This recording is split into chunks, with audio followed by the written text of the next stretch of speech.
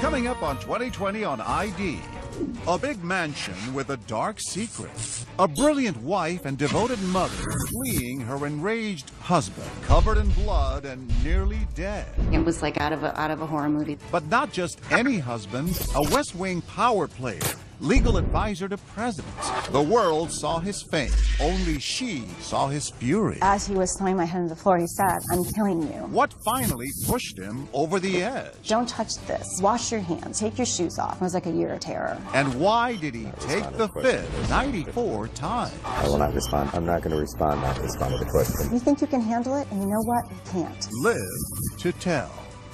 Plus, the fiancé with murder on her mind, caught on tape giggling, singing, all the while hiring a hitman to do in her man. You really want to do this?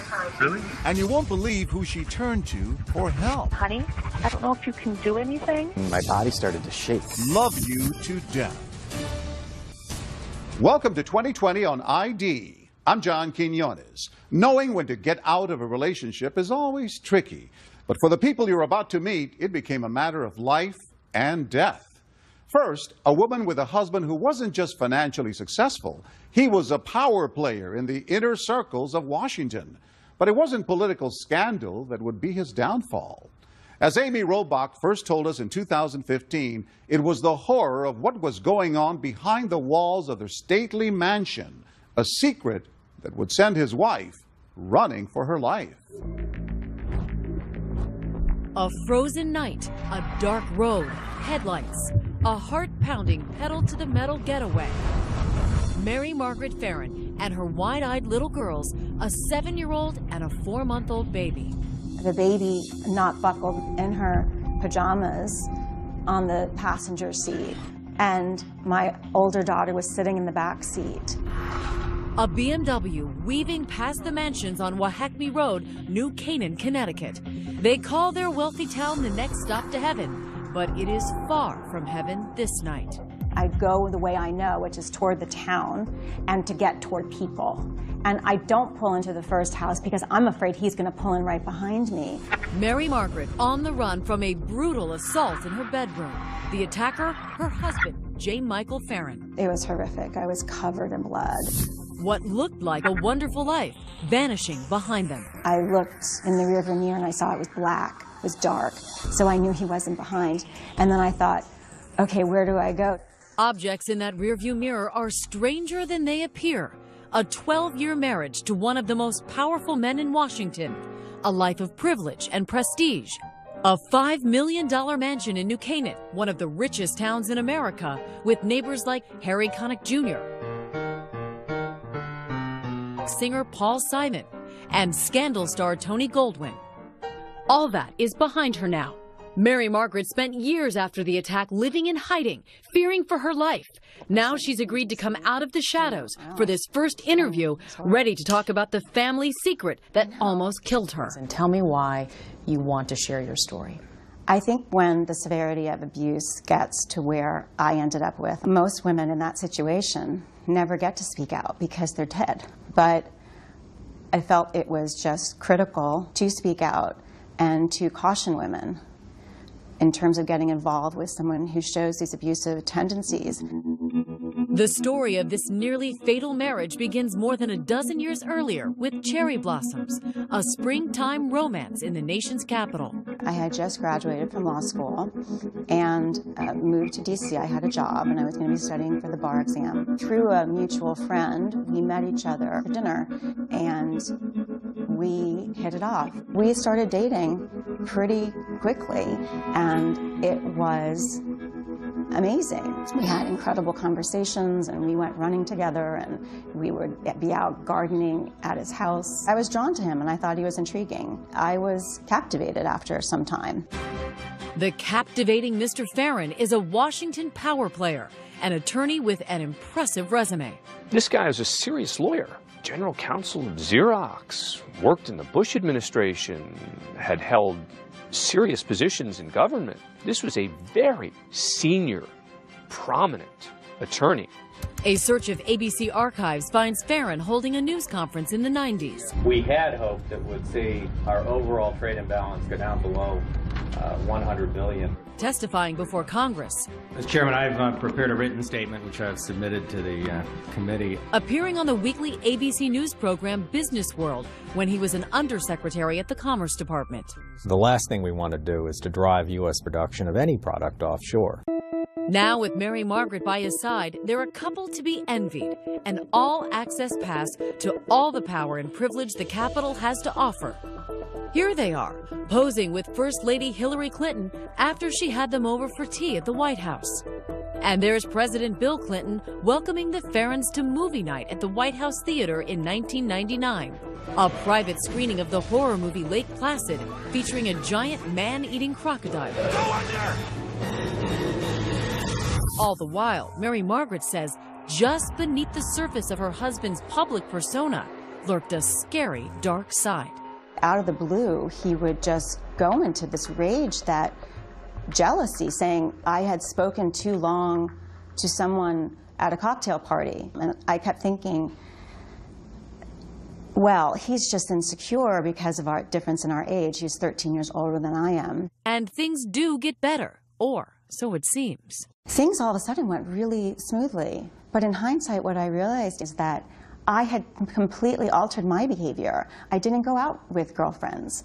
I made sure that I was reachable at all times. I never stood too close to anyone at a cocktail party. I made sure I was attentive to him.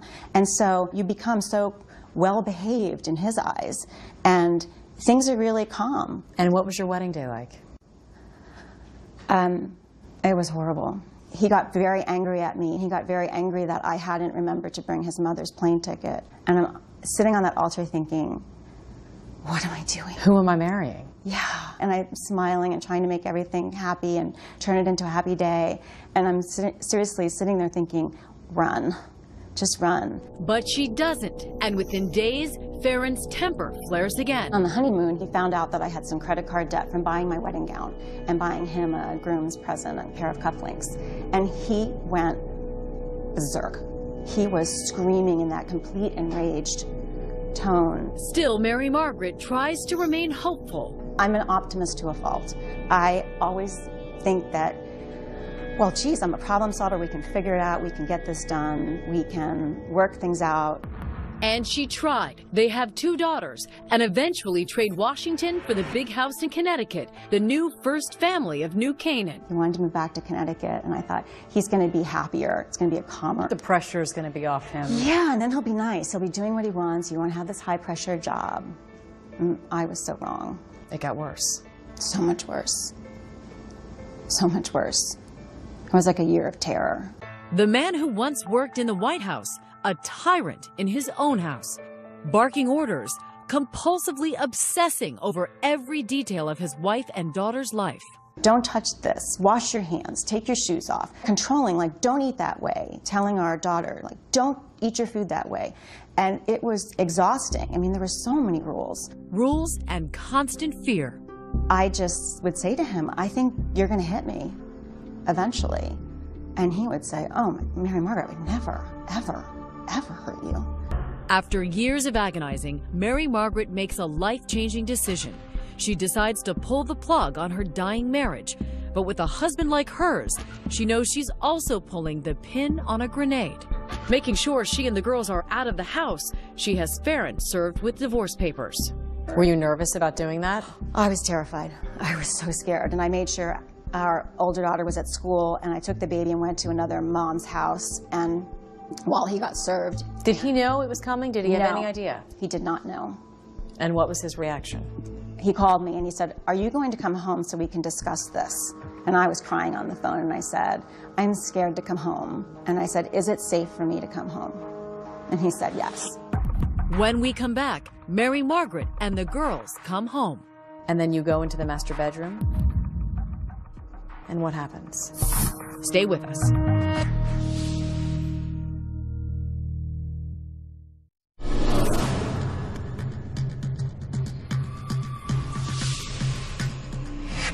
At the $5 million Farron Mansion in New Canaan, Connecticut,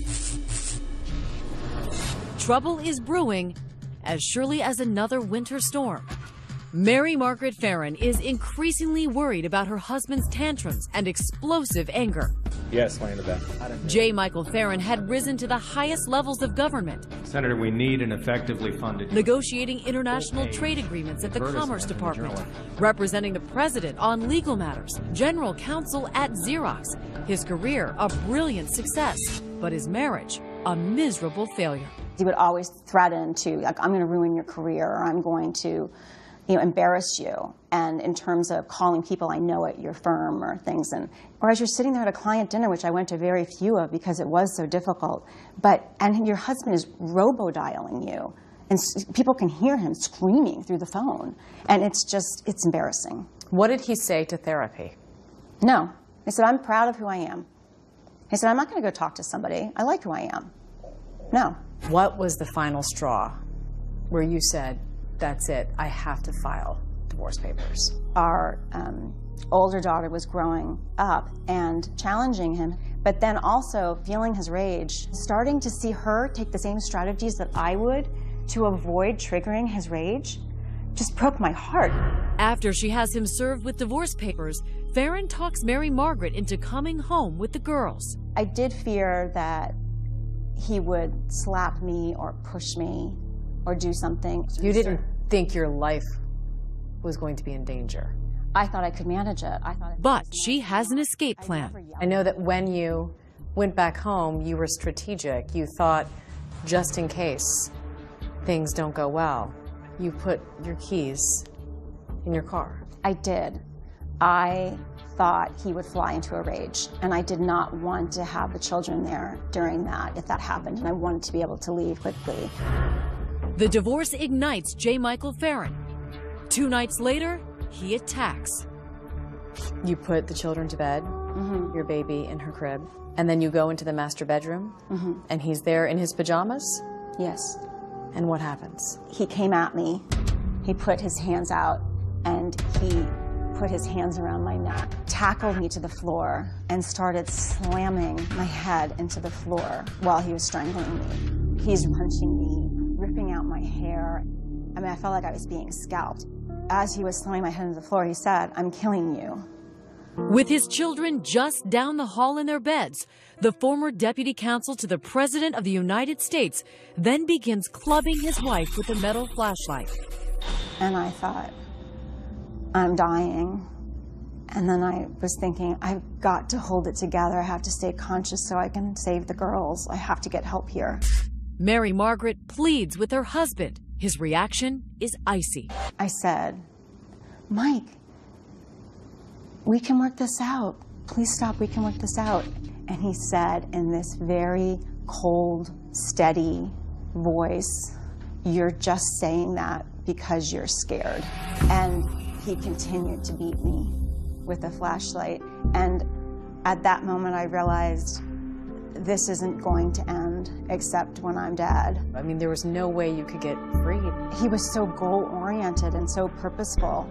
And so calm, it sounds like. Yeah, and that's what made it so chilling. And then I'm laying on the floor and falling into unconsciousness again. And he says he's going to the kitchen to get a knife, to kill himself, is what he said. And I thought, life is probably meant for me. Then and there, Mary Margaret, nearly blinded by blood, decides to save herself and her girls. By the grace of God or angels, I just popped up and I ran to our daughter's room and I said, to the car right now, Daddy's trying to kill me. You got the baby. I got the baby, I held her like a football under my arm, and I went down the back stairs, like tripping all the way. They make it to the car. Thank God those keys were there. Thank God. Out of the garage and down the road to safety. Up until that moment, you felt like you were being chased. I did. I couldn't even look in the rearview mirror because I could barely stay on the road. Fighting unconsciousness, swerving into the first house with lights on. And I put on the horn and I stumbled to the door. And that incredible family that lived in that house, they opened the door and I said, my husband tried to kill me and my daughters are in the car. And then I just collapsed inside the door. I heard a loud screeching outside and then the blare of a horn. Make yourself comfortable, ma'am. Barbara and John Achenbaum will later testify about the late-night callers they will never forget. There was a window next to the door, and in the window I saw a really, really horrifying sight. I mean, it was like out of a horror movie. Had blood all over her face, her hair. Her hair was kind of wild and full, and there was blood all over her face and on her clothes. And she began screaming to me, "My husband's trying to kill me. I'm gonna die." She kind of collapsed into my arms and then onto the ground. She almost like melted into the floor. She was very agitated, and she kept saying, you know, "My husband tried to kill me. Are my kids okay?" And I can just see this pool of red blood expanding quickly on the floor. And then I see my daughter, and she tried to step over the blood, and she said, "Mommy." I thought that was the last time I would hear her voice. And then when you woke up in that hospital, despite everything you had been through, you say you felt relief. My mom said that I said to her, I said, "Mom, it's over. We're free." Police photographed the clothes she was wearing, the purple nightgown, the pink robe. The officers so stunned by her injuries, they decide to videotape her right in the emergency room. We must caution you, the images are graphic. He was strangling me really hard. I mean, I was, you know, like my eyesight went. And then with the flashlight, I mean, he just kept hitting me and hitting me with that flashlight. You had a tremendous amount of injuries. A broken jaw, fractures on my cheeks, huge lacerations, and wounds on my head. They put big staples down my forehead. She suffered brain damage and PTSD. Even her smile is permanently altered. Oh, God. This side of my face, my smile, doesn't go up on this side anymore. A lot of work, physical therapy, was done because there was such scar tissue, and I worked on that for a long time. Mary Margaret spends 6 days in the hospital. Prosecutors charge Farron with assault and attempted murder. When we come back, Farron facing lawsuits and criminal charges. A man used to barking out orders, answering tough questions. What he has to say for himself. What you were intending on doing is killing her in this brutal way. Isn't that right, Mr. Farron?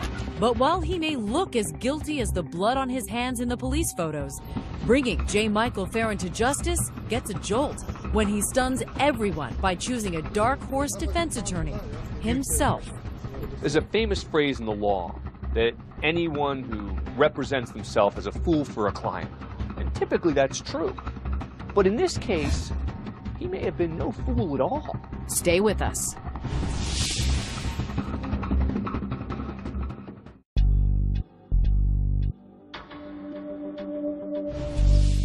The Farron Mansion in New Canaan, Connecticut stands vacant, an empty monument to a marriage and a lifestyle that seemed charmed until it all ended in violence. The family gone, the secrets out. Now to the former White House lawyer charged with trying to kill his wife, Michael Farron. Return to that former White House lawyer charged with trying to murder his wife. That high-powered lawyer is facing criminal charges of attempted murder and first-degree assault.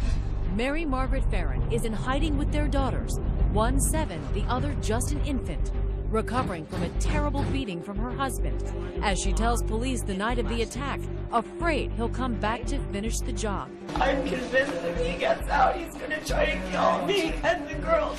Her abuser, her husband, is not hiding. He's not even in jail, out on $750,000 bond.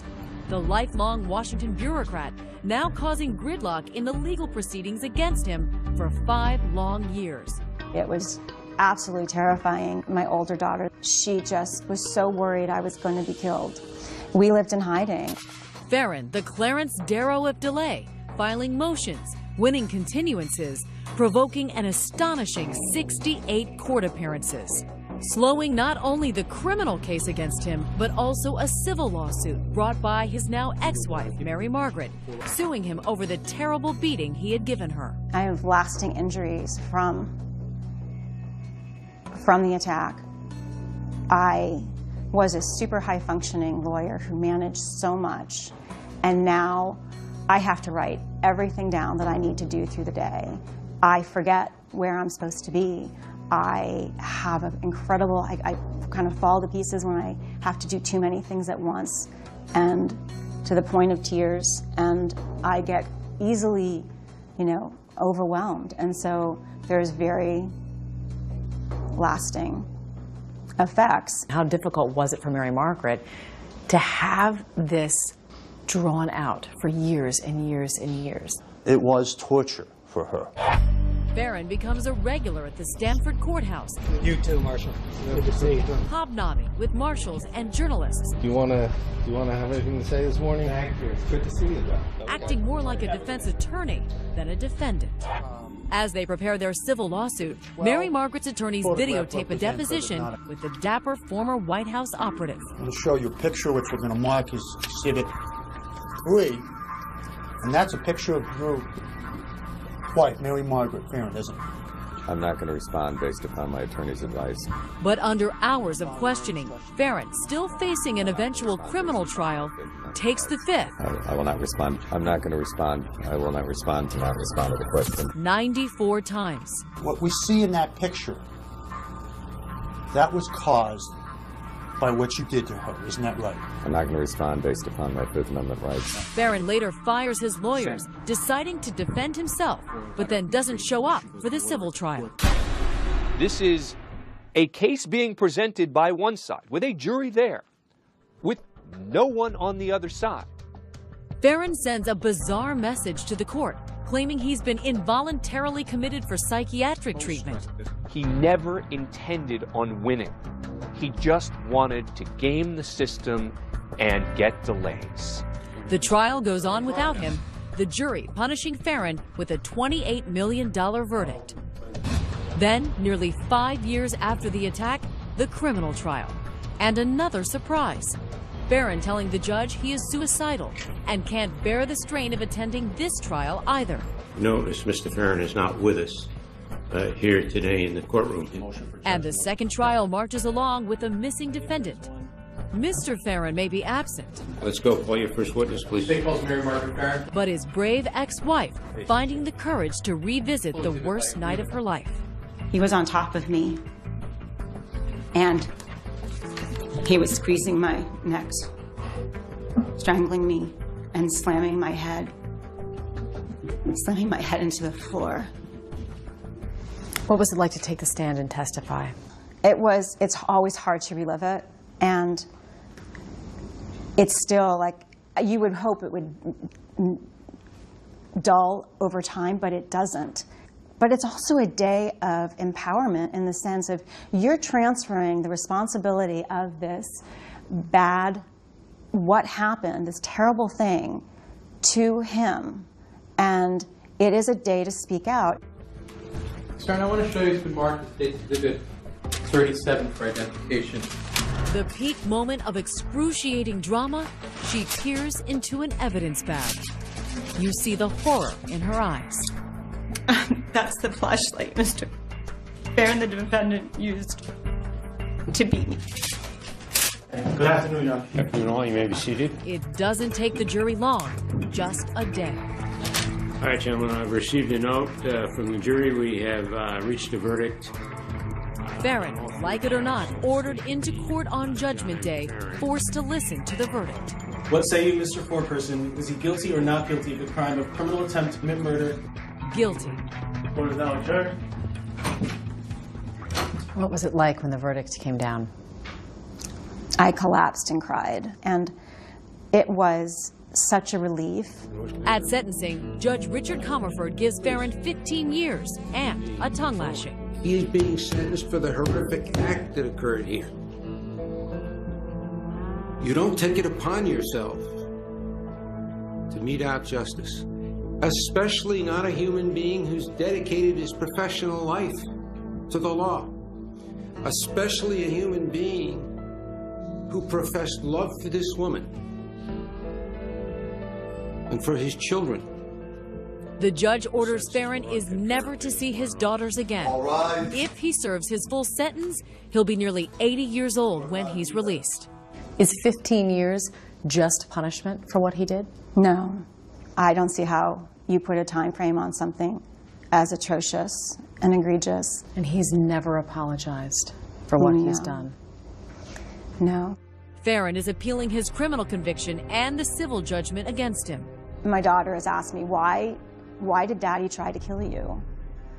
And this was right after it happened, a couple months later, and I said, I don't think I'll ever have a full answer to that. He didn't just snap. No, he definitely did not just snap. It was very purposeful. Do you feel safe now, today? I do. Mary Margaret has a mission now, telling women don't ignore the warning signs. When you're a young woman and you meet this charismatic guy who's so charming and just adores you, but he shows that jealous rage, you know what? Think about what your life is going to be like. And you think you can handle it, and you know what? You can't. If something doesn't seem right when you're with someone initially, listen to yourself. There's a quote that says, when someone shows you who they are, believe them.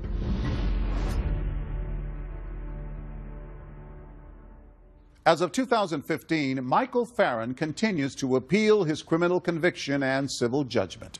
Mary Margaret Farron reports that she and her daughters are doing well, but she is still coping with the physical effects of the attack.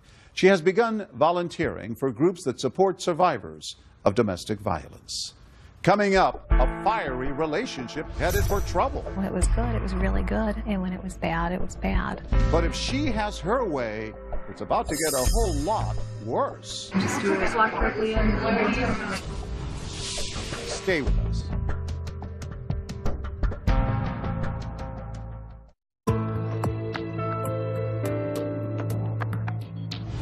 Jessica Strom fell hard for her fiancé, but when the relationship fell apart, she didn't just want him out of her life, she wanted him dead. But that was hardly the end of the story. As Deborah Roberts first told us in 2014, this twisted tale of two lovers gives the phrase endless love a whole new meaning. You really want to do this? Really? You sure? Yeah. Jessica Strom's planning to give her beloved fiancé John a special present. A bullet in the head. Just do it. Just walk quickly in. Just close the door. Open the door. No time to respond. That's it.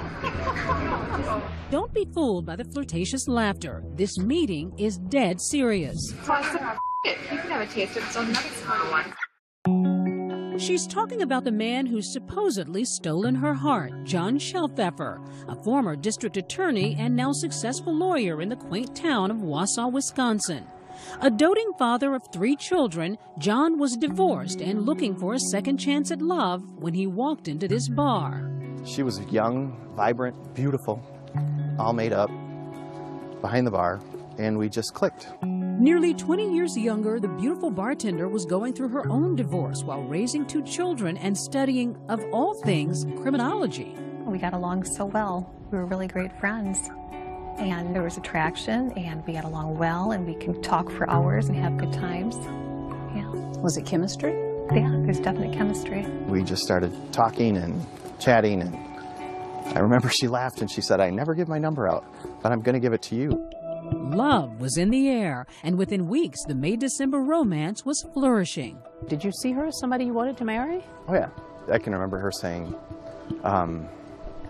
boy, you better not be leading me down the wrong path, because when I fall hard, and I'm falling for you. And that feeling was mutual. When you find that one person who, for some unexplained reason, just, that's your person. The betrayal still so raw. Scars from a relationship that ran hot and cold. When it was good, it was really good. And when it was bad, it was bad. The good times included romantic nights, even a trip to Disney World for the blended family. The bad times, the kind of stuff you see on reruns of Cops. She doesn't have an off switch. Like, she won't stop. There was some jealousy and some control issues. On whose part? On his part. But John says the problem started with Jessica's volatile temper. How abusive was she?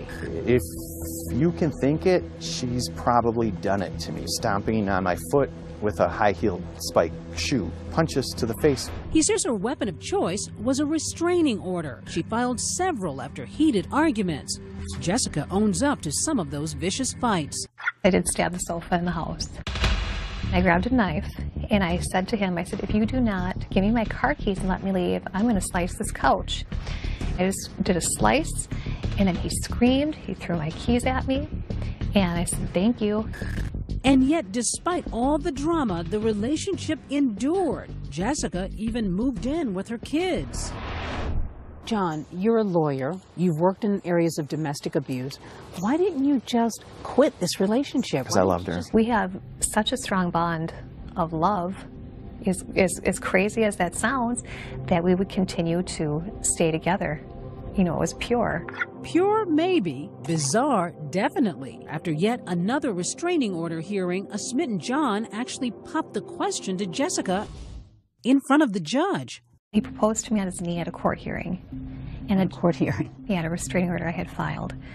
And you had filed a restraining order against him? Yes. Did it never occur to you that this isn't normal? I'm what with my feelings, you know, and he was always there for me. You've got one person who, this is not my fault. This is because of you. This is because of you that I'm doing this. Then you've got another person who is an internalizer. This is my fault. This is my responsibility. I'll take care of this. It's a perfect, like, positive negative match from a battery perspective, because you've got this, like, connection. It's a perfect fit.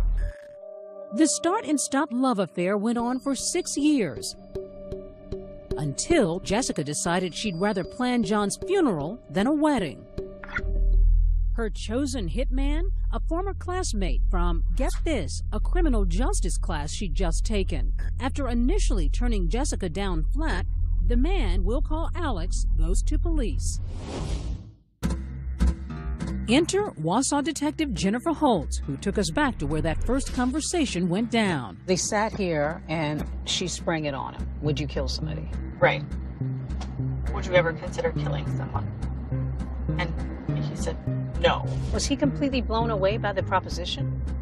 Did he say? I think he was, yeah. As of course, he had gone through criminal justice courses with her. But police needed proof that it was a serious murder-for-hire plan. We had him call her, and he said, hey, I wanted to talk to you about last night. Well, I just kind of wanted to talk about what we had talked about yesterday a little bit, because Oh, no. Yeah, okay, that's okay. Yeah, I figured you wouldn't want to. This was something she didn't want to discuss on the phone. That was a red flag to us that, okay, this is real. A serious threat. Right. On the call, the two make a plan to meet later that night at this diner in downtown Wausau to discuss the plot face-to-face. So this is where they came for the sting? Correct. And where did they sit? And we have them set up in a booth right here. That's Detective Holtz on the video, angling the secret recording device just so, minutes before Jessica arrives. I didn't know if you wanted to order something or not. And the sting is on. So how's it going? Cold. I know. After some small talk about Wisconsin's winter weather, it's down to the murderous business at hand. Okay, well, I'm listening. I don't know if you're willing to take the amount of money that I want to do this. Probably not, because I told you half that amount. Probably not. If you say like $50,000, that would be half that. Could you do 25? No. You can do it for 1,000. For how much? 1,000? I think so. She offered up $1,000, and she leaned into him flirtatiously, and then also offered sex. Could she really have been serious? I think in her mind that she thought that $1,000 and sex was going to be good enough for him. She goes even further, happily detailing how to get the job done. And after your day, he will Ah. expect you, or whoever Uh-huh. Oh, that's a good idea. Yeah. And then you're Just like that. so I would draw you pictures. She's giddy, even singing while digging out a pen and paper to draw her hitman a map. Dory Gold here is here. This is his home office right here, directly connected to the garage. And while he's sitting there, then you can just do it. We told him give her an out. In fact, he asked her that several times. Are you serious? Are you sure about this? And he even asked her, you know, if you're in a bad relationship, why don't you just leave? I keep thinking, you can just walk away from this. I'm gonna walk satisfied. I'm gonna be satisfied. I'm gonna quit. That is true love. One twisted brand of true love. When we return, Jessica has some explaining to do. I can't see anything. I was getting taken completely out of context. And guess who she'll turn to for help? Honey, I don't know if you can do anything. And then my body started to shake. You've got to hear this.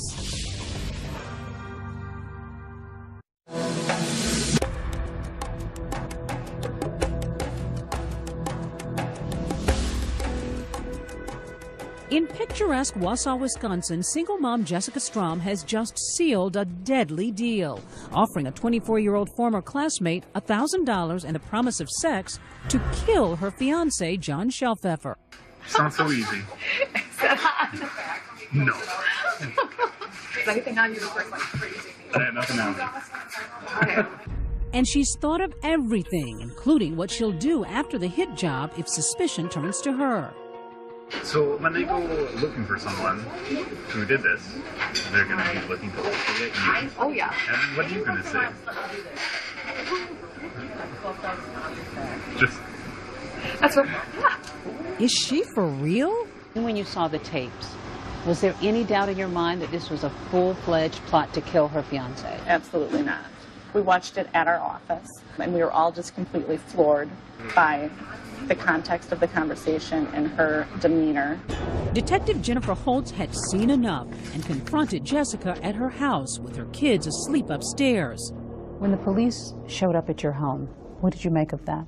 I was half asleep on my couch. I had no idea they were there for that at all. It's 11 p.m. I have no need for her. Thanks. Did she think she was in trouble when you showed up? Initially, I don't believe so. I don't think it occurred to her that we had taped the entire conversation between her and Alex. I've been with John for 7 years, and he's done things to me, and I've done things to him too. But it's not like we want to literally kill each other. Well, you seem like a very smart girl. Woman enough to realize that your entire conversation was recorded. Mm-hmm. And what you're telling is not true. And when you learned that the conversation had been recorded? Then it came back to me that, oh, okay, this makes sense why they're here. But at the same time, it wasn't real that it was happening. Jessica tells investigators she thought the meeting with Alex was about something much more mundane, murder, saying she was hoping her tech-savvy former classmate could help her sort out Wi-Fi problems. I asked him, you know, can you help me with this internet? And he's like, oh, sure. How did the idea of killing John even come into the conversation? He was frustrating me that earlier that week. But I do know that I said something like, well, you could kill him if you wanted to. But I've seen the tape, and nowhere on there do you talk about the internet. It was all talked about before, and that's what I had believed. That's why I was meeting him for. So you're saying this was all a big misunderstanding? Yes. Yes. And even though you offered money to someone, gave your fiancé's schedule, drew a map of his house. Yeah, he knew it wasn't serious. Certainly, you're not joking when you begin to draw maps and make comments about how now your fingerprints are on this map. Never. I love that man, and I would not kill him. No. But yet you're asking this guy to do it. I know, it sounds so bad. What did you think about the idea that she wanted to have you killed? At first, I didn't believe it. I thought it was a joke. And then my body started to shake. After he calmed down, John watched this video of his soulmate plotting to end his life. Take 3 minutes. What do you feel when you look at that tape of yourself? I feel taken advantage of. You feel taken advantage of? I feel taken advantage of. I Even really though do. you're the one who's leading him. He actually led to the conclusion of it all. He's carrying on the conversation. I'm just kind of nonchalantly laughing and singing. No, no, no, no. But to even come up with a price, $1,000 plus Yeah, sex. That's nuts. To kill the It's- man that you love? That's nuts. That's crazy. And, you know, unfortunately, I'm sitting here as a product of that. Here, meaning the Marathon County Jail, where Jessica has been collecting her thoughts since that night police came knocking. Scared and alone behind bars, she reached out to the one person she knew would answer. I called John first. He's my first call. Honey, Why are you in jail? I'm in here because I said to somebody that I wanted to kill you. I said it as a total joke. I don't know if you can do anything. I don't know that it's in my place to help you. Okay, what can you recommend that I can do, honey? I'm not getting involved. I am staying out of it. You need to call your attorney. But these days, John's had a change of heart. Next day she calls and says, you need to help me. This isn't real.